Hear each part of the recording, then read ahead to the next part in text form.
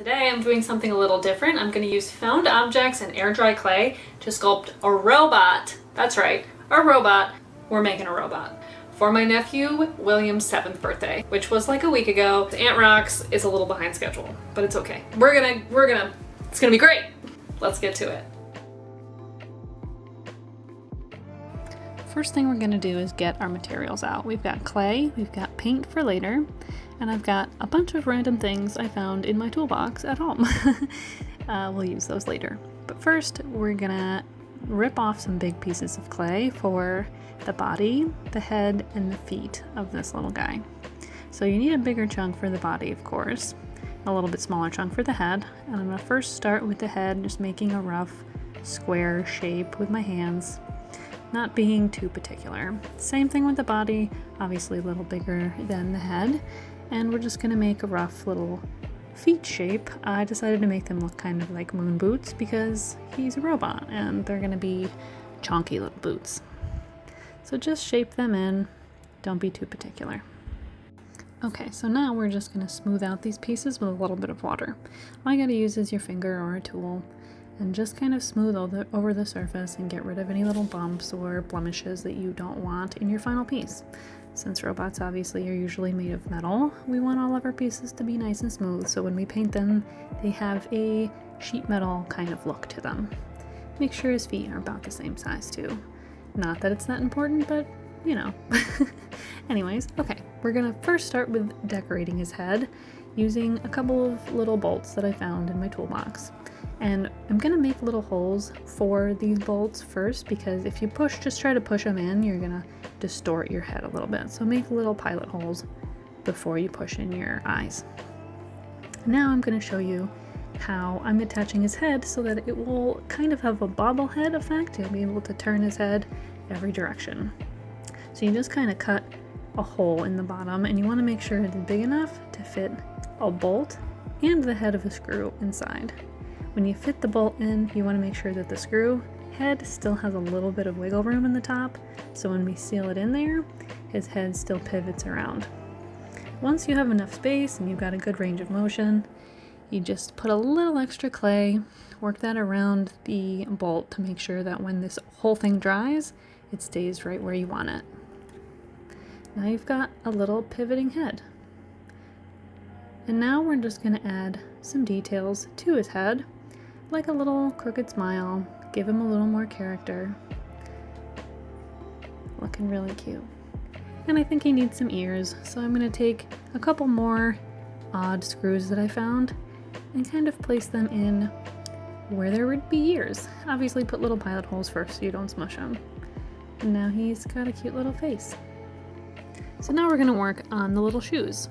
I'm just gonna use a basic clicky pen because I liked the little shape of the hole that it made when I tested it out. I was looking for something that would make something that kind of looked like buttons, and I think this was sort of perfect. The fact that they're little indents also will catch the paint later when we paint this, so you're gonna have a little bit of contrast in those little buttonholes, which will look really cute. So also I'm putting some details in with my knife tool. This is all up to you. If you want to do extra stuff, you can put laces down the front, you can do whatever you want.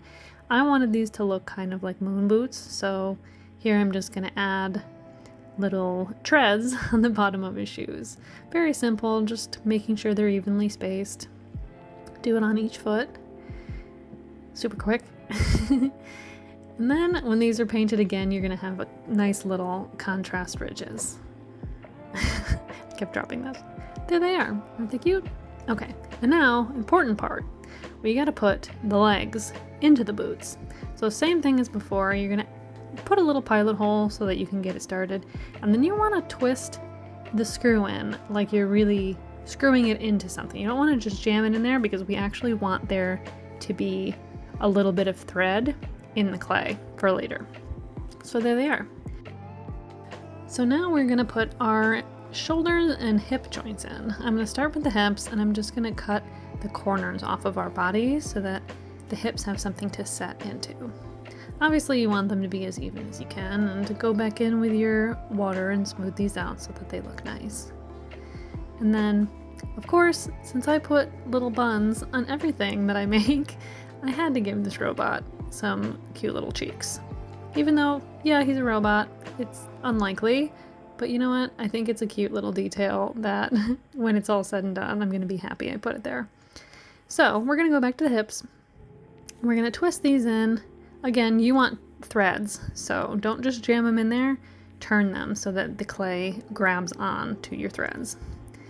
Now we're gonna do the same thing with the shoulders, but these are gonna stick straight out.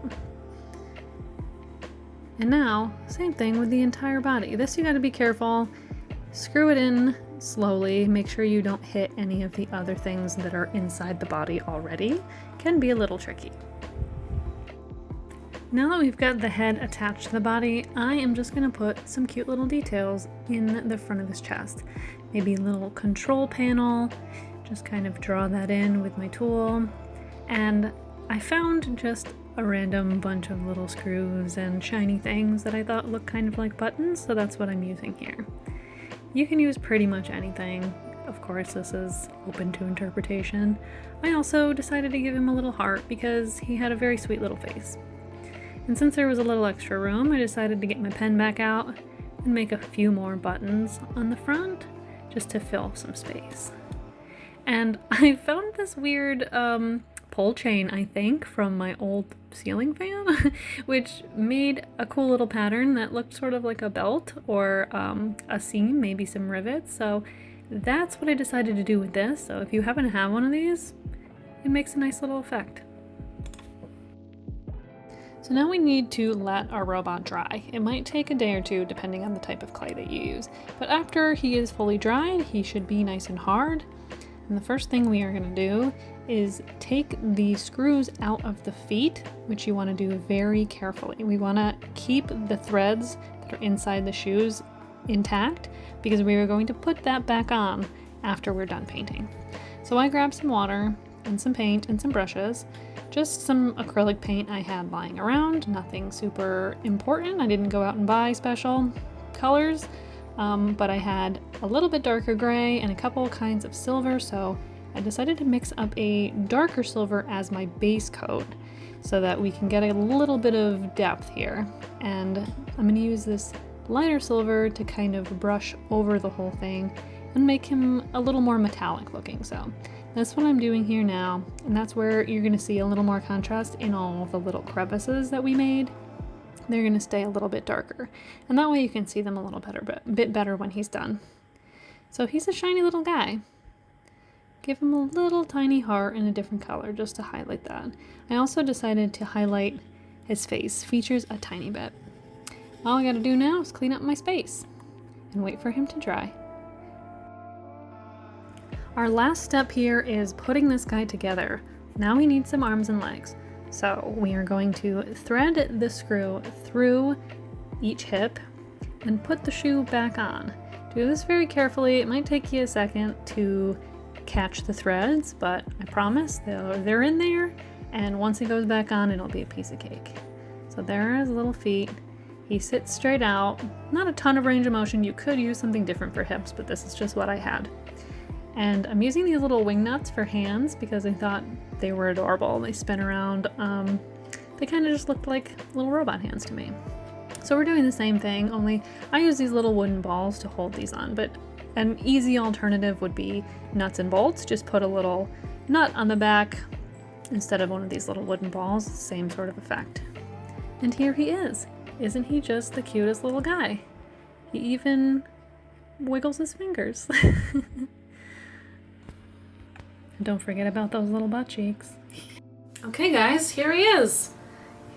All finished, all painted, except for his little wooden shoulders I forgot to paint. Sorry.